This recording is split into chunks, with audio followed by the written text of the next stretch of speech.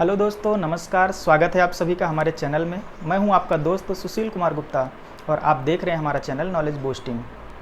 दोस्तों, आज का जो वीडियो है हमारा बेसिकली निमोनिक टेक्निक्स के ऊपर है और इसके ऊपर मैंने एक वीडियो ऑलरेडी बना रखा है और जिसका मैं लिंक जो है इस वीडियो के डिस्क्रिप्शन में दे दूँगा, आप वो वीडियो देख सकते हैं। फिर भी जो है मेरे बहुत सारे फ्रेंड्स जो है कमेंट सेक्शन में पूछ रहे हैं कि मैं इस निमोनिक्स टेक्निक्स का जो है यूज़ कैसे करूं।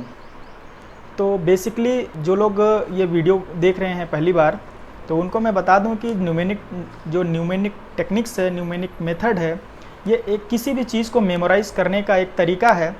जैसे हम इसके थ्रू जो है कोई बड़ी बड़ी लिस्ट हैं, कोई नेम है, कोई वो चीज़ों को जो है हम कई सारे नेम्स को एक साथ एक्यूमुलेट करके सीक्वेंसली जो है उसको हम दिमाग में फीड कर सकते हैं। और इसका इस्तेमाल हम जो है किसी भी सब्जेक्ट पे अप्लाई कर सकते हैं, चाहे वो मैथमेटिक्स हो, चाहे वो हिंदी हो, चाहे वो साइंस हो, चाहे वो इंग्लिश हो।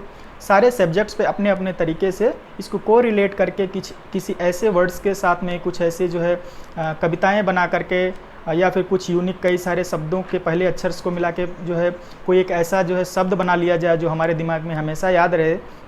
तो इस तरह से जो है हम इसका इस्तेमाल कर सकते हैं इजीली जो है दिमाग में याद करने के लिए। बहुत सारे फ्रेंड्स सब पूछते हैं कि इसका इस्तेमाल हिंदी में कैसे करेंगे।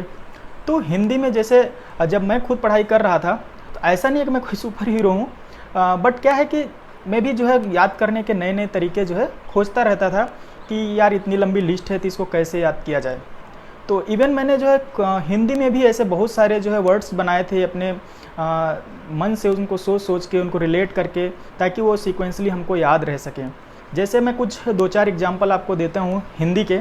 जैसे अभी एक वर्ड से जैसे है आपका प्रेम मार्गी शाखा के कवि, अलग अलग कवियों मतलब अलग अलग शाखाओं के कवि हुआ करते थे। अगर आपने हिंदी पढ़ी होगी तो उसमें प्रेम मार्गी शाखा के कवि थे, ज्ञान मार्गी शाखा के कवि थे, राम भक्ति शाखा के कवि थे। ऐसे बहुत सारे कवि हुआ करते थे और उनके नाम अक्सर एग्जाम में पूछे जाते थे। तो बड़ा प्रॉब्लम होता था कि उनको याद कैसे किया जाए सीक्वेंसली, इसका उसका उसका, इसमें से कन्फ्यूज़न हो जाता था। तो हमने क्या है कि किसी एक कवि को उसमें से पकड़ लिया। जैसे सपोज दैट मलिक मोहम्मद जायसी, ये प्रेम मार्गी शाखा के कवि हैं। आपने किसी एक के नाम को भी पकड़ लिया, दिमाग में फीड कर लिया, ठीक है, कि ये जो है उस शाखा से रिलेटेड है। अब क्या करते थे, जैसे मान लीजिए कि बहुत सारे हमने लिस्ट देखा तो उसमें जो है बहुत सारे प्रेम मार्गी शाखा के जो कवि हैं उनमें बहुत सारा नाम तो 8-10 नाम हुआ करते थे, ठीक है। तो मैंने उन सब से जो है नाम तो सभी के आते, लेकिन कौन कहाँ पे किसके शाखा में जाके जो है लिख देते थे वो कन्फ्यूजन हो जाता था। तो उसको सीक्वेंसली याद करने के लिए हमने क्या बनाया था कि जैसे मैंने एक वर्ड्स बनाया था, सारे कवियों के पहले पहले अक्षर को ले करके मैंने एक वर्ड्स बनाया था, उसे का नूम, यानी उनके जो नाम थे उनके पहले पहले उत्बन, मंजन, शेख नबी, कासिम शाह, नूर मोहम्मद, मलिक मोहम्मद जायसी, इस तरह के हमने जो है एक वर्ड्स बना लिया, उसे का नूम, ठीक है। या ज्ञान मार्गी की शाखा के कवि हुआ करते थे तो उनके लिए मैंने एक वर्ड्स बना लिया था, सना दम धसुक हैं, संत रैदास, दादा नानू, मलूकदास, धर्मदास, सुंदरदास, कबीरदास। मतलब हिंदी में भी इवन इस तरह से रसों के साथ में मैंने ऐसे अलग अलग एक पहले पहले अक्षर को लेकर नाम बना लिया था।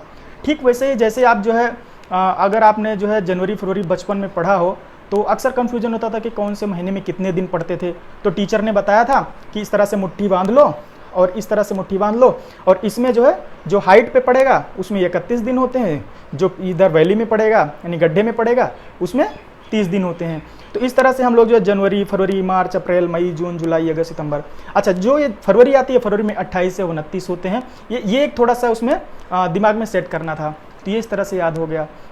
या ऐसे ही जब हम लोग जो है इंद्रधनुष के रंगों को याद करते थे तो एक वर्ड बना दिया था हिंदी में, बैनी आह पिनाला, ठीक है, बैगनी, नीला, आसमानी, हरा, इस तरह से करके, जिसको आप अंग्रेजी में विब ग्योर के नाम से भी पढ़े होंगे, ठीक है। तो ये जो है आप साइंस में भी इवन जो हम लोग जो है जब 9th में पीरियडिक टेबल पढ़ते थे तो उनमें जो है जो आवर्त सारणी थी उनमें जो है पहले पहले सारे वर्ड्स को लेकर के हमने उसको बनाया हुआ था, ठीक है।